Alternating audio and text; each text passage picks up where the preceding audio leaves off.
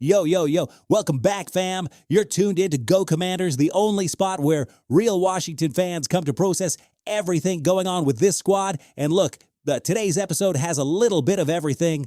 There's nostalgia, there's draft talk, there's trade talk, there's technical breakdowns, and most of all, there's hope.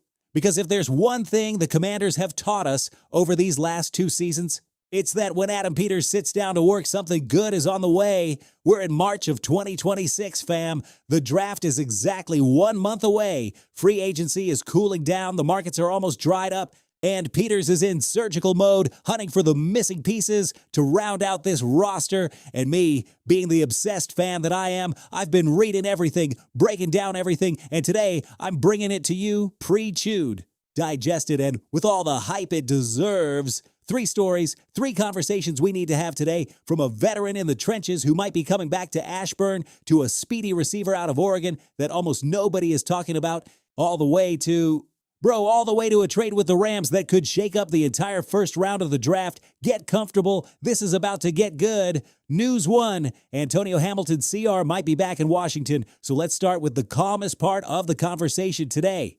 We have to talk about the Commanders' cornerback room because, fam, honestly, it is a little thin right now, and one of the options on the table to give that position some real body is a familiar name. A veteran who has already been here, Antonio Hamilton Sr. Yeah, bro, Hamilton, the one who is 33 years old, the one who spent most of last season on special teams, the one who, when finally given a starting shot in Week 15 against the Giants, showed up, played solid, and then after that, the coaching staff sent this person right back to the bench and left things that way the rest of the year, and honestly, I still do not fully understand that decision. But here we are, talking about whether Peters should bring this person back, and to understand why this conversation is even happening, we have to understand the context of what is going on in Washington's secondary right now. First, the losses. Marshawn Lattimore, 4-time Pro Bowler, was released as expected. The reality is Lattimore is no longer the player once seen, but still represented experience and a big name in that room. Jonathan Jones signed with the Eagles, which is a small but painful hit because Jones was reliable. And Noah Igbenegini, who flashed a little bit of potential here, went to the Seahawks, who just won the Super Bowl. Good luck out there, Noah. So who is Washington left with? Trey Amos, who has real upside and is one of the most exciting players in that group. Mike Sainristil, who showed last year that this person can play, especially in the slot. And the free agency addition of Amick Robertson, who is versatile and experienced. But bro, Robertson is 5'9", undersized, gets the job done, yeah, but there are clear physical limitations when going up against big receivers on the line. Behind them, the depth chart looks like this: Trey Hawkins III, Carlin Vigers, and Darius Rush. Those names should not scare you necessarily, but they should not fill you with complete confidence either. There are a lot of questions once you get past Amos, Sainristil, and Robertson, and that is where Hamilton comes in, not as the starter, not as the game changer, but as exactly what this person is: a 33-year-old veteran who knows the system, knows how this locker room works, is respected by teammates, and could come in on a veteran minimum deal just to compete, push the group, and give some depth if someone goes down. That has value, not first-round value. Not guaranteed rotation value, but camp body value, preseason practice value, internal competition value. And Peters knows that with only 6 picks in this year's draft and 3 of those in the 6th and 7th rounds, finding cheap depth is a very real priority.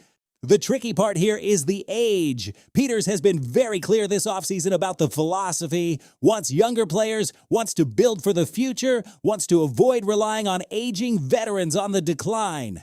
Hamilton being 33 goes directly against the ideology Peters is trying to establish in Washington, but there is a huge difference between handing a multi-year deal to an aging veteran and giving someone a vet minimum shot with 0 guarantees just to see what is left in the tank. The first one goes against Peters' philosophy. The second one is just smart football, fam. That is basic football. You fill the roster, create competition, and see who emerges. So look, personally, I think Hamilton could be back. It would not be the most exciting move of the offseason.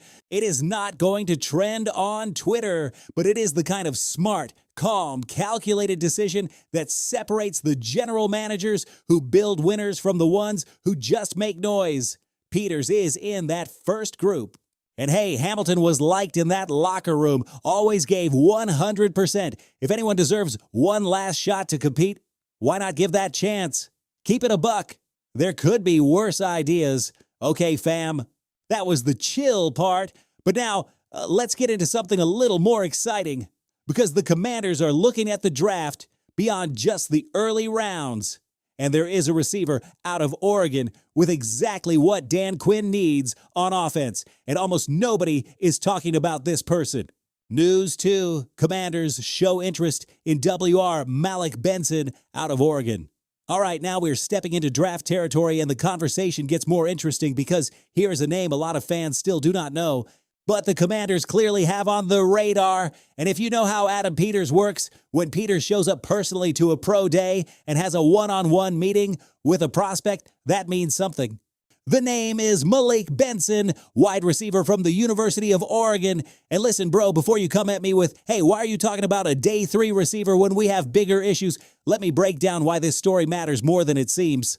First, roster context. The Commanders went into this offseason with a clear, well-known weakness, the wide receiver room. Terry McLaurin is still the number 1 and is pure class, an elite veteran who knows how to win in this league.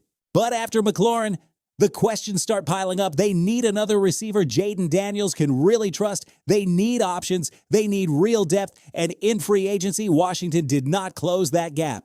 No elite receiver walked through the door, so the draft becomes the answer, and the question is, do they address it at 7 overall with a first-round receiver, or do they find value in the later rounds?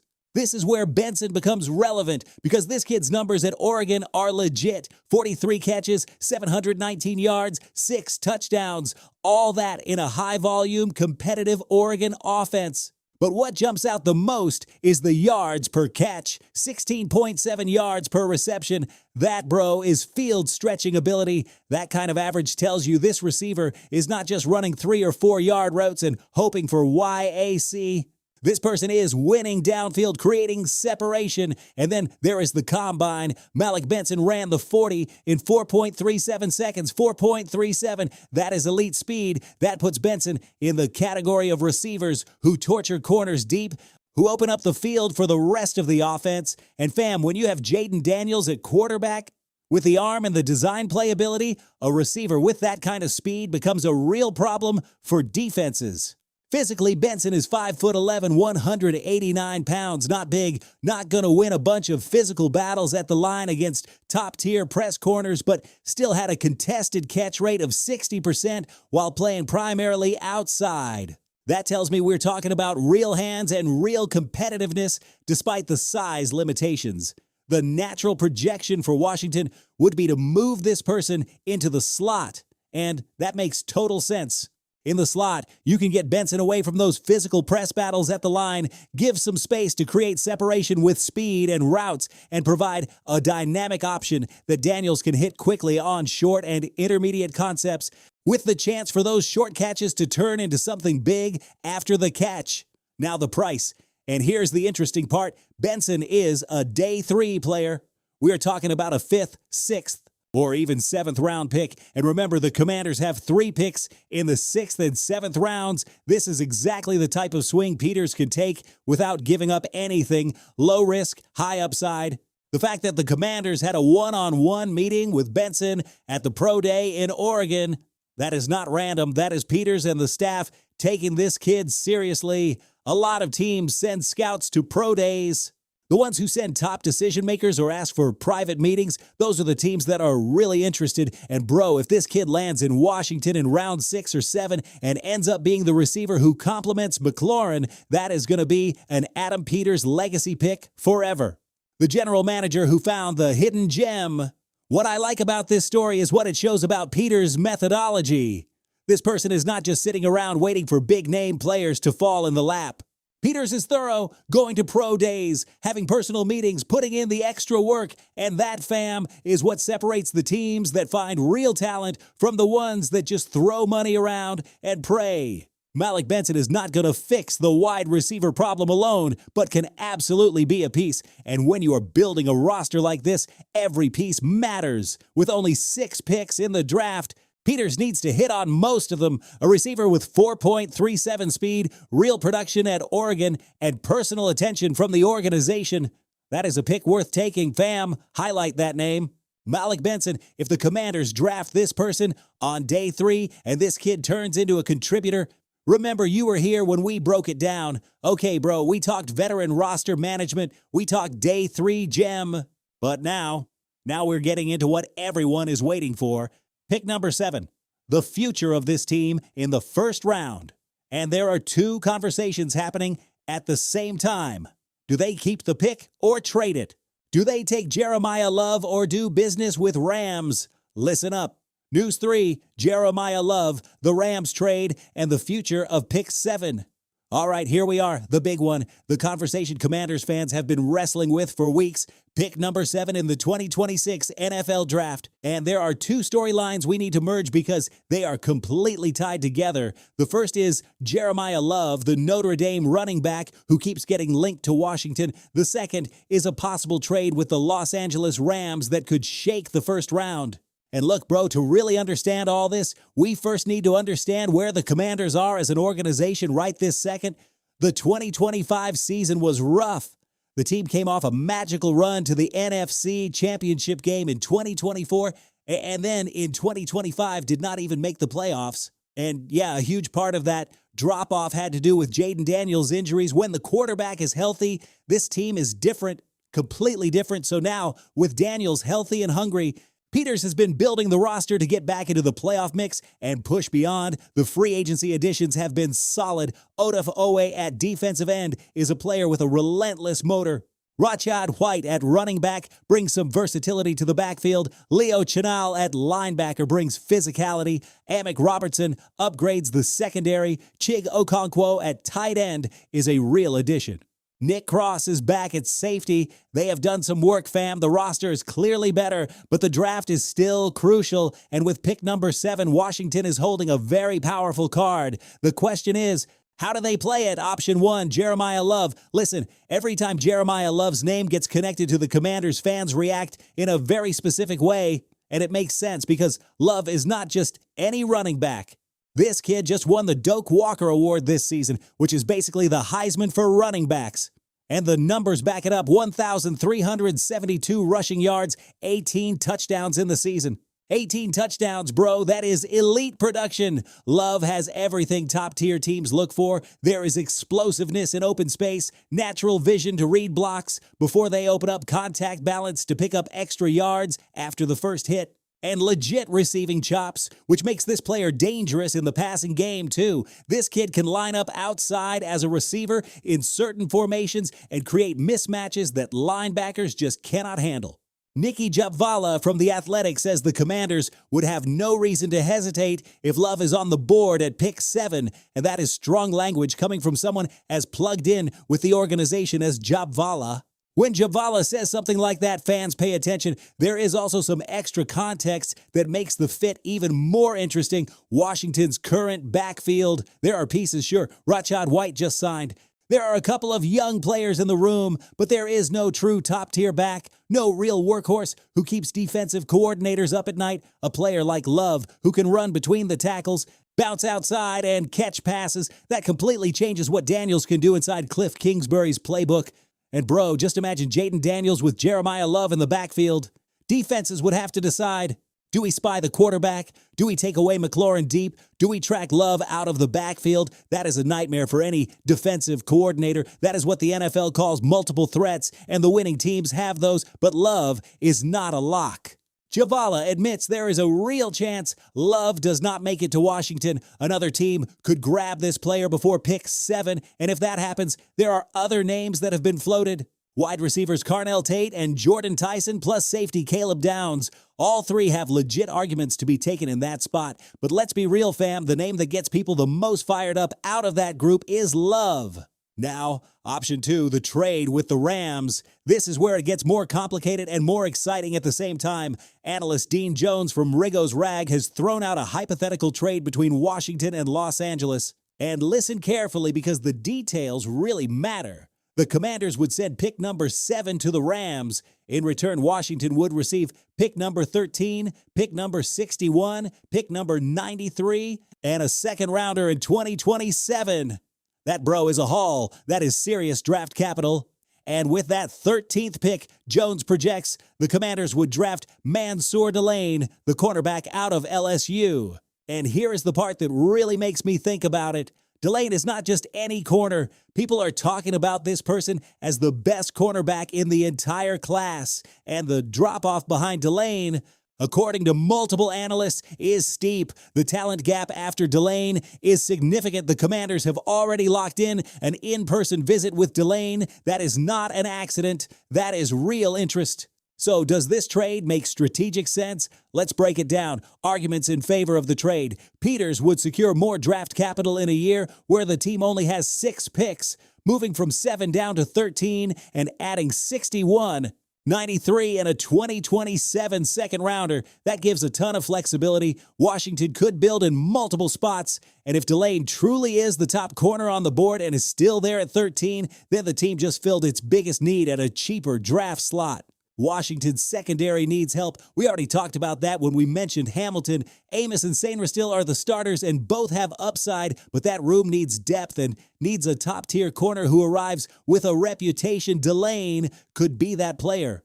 And taking this person at 13 instead of 7 means Peters also walked away with picks 61, 93, and a 2027 second on top of that. Arguments against the trade.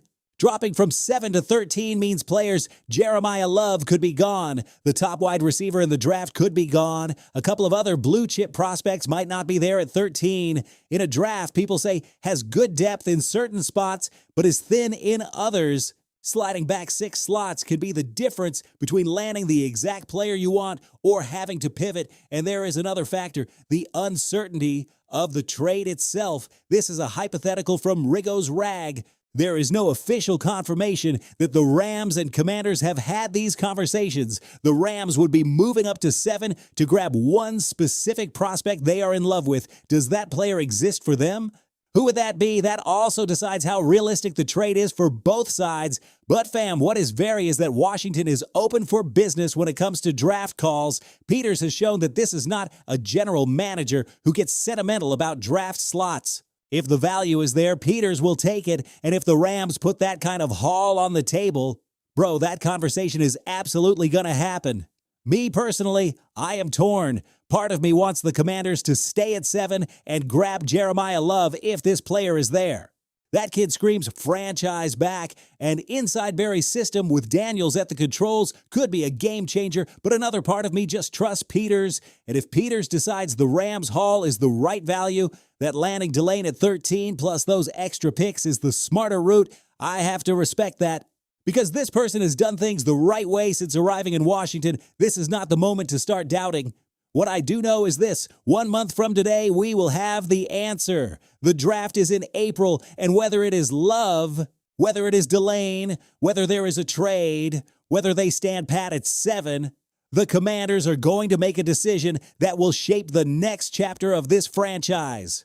Bro, I literally cannot sleep from the nerves. Kidding. Kind of. And there is one funny detail I have to mention because it is just too good to ignore. Jabvala said Jeremiah Love has no idea about one of Washington's main rivals. The article does not spell it out entirely, but Commanders fans are loving it, and that makes me like Love even more. An elite running back who does not waste time thinking about rivals. That is winning mentality, bro. Definitely has no idea who the Cowboys are. And I love that. Fam, this next month is going to be intense. We're going to be tracking every rumor, every trade, every prospect visit, every move Peters makes. And Go Commanders will be right here covering everything. Every day with all the analysis and the hype this community deserves. All right, Washington, we have reached the end of this episode. And look, today had a bit of everything, right? We started with Antonio Hamilton and the low-key conversation about secondary depth. We moved on to Malik Benson, that Oregon sleeper with 4.37 speed that nobody is talking about, but the Commanders clearly have an eye on. And we wrapped up with the big one, Jeremiah Love, the Rams trade pick number 7, and the future of this franchise in the 2026 draft. Bro, I do not know about you, but I am completely locked in on everything happening with this team right now. Peters is still grinding, the draft is right around the corner, Daniels is coming back healthy and hungry, and this roster, even with its flaws, is in a better spot than it was a year ago. There is always work to do. There are always spots to upgrade, but fam, the Commanders are in a completely different place compared to where they were 3 or 4 years ago, and that is something we should at least appreciate for a second. The road back to the playoffs runs straight through this year's draft. It runs through the decisions Peters will make in April, and it runs through Jaden Daniels staying healthy and continuing to grow as the franchise quarterback already proven to be. If all that happens, yet this team is going to make noise in 2026. Real noise. That is it for today, fam. If you enjoyed this breakdown, hit like on the video. It helps a ton and does not cost a thing. Subscribe if you have not already. Ring the bell so you do not miss any Commanders updates, and drop a comment. What would you do with pick number 7? Are you staying put and taking Jeremiah Love if this player is still there? Or are you saying yes to the Rams and stacking draft capital? I want to read what you have to say. See you in the next video. HTTR fam, always.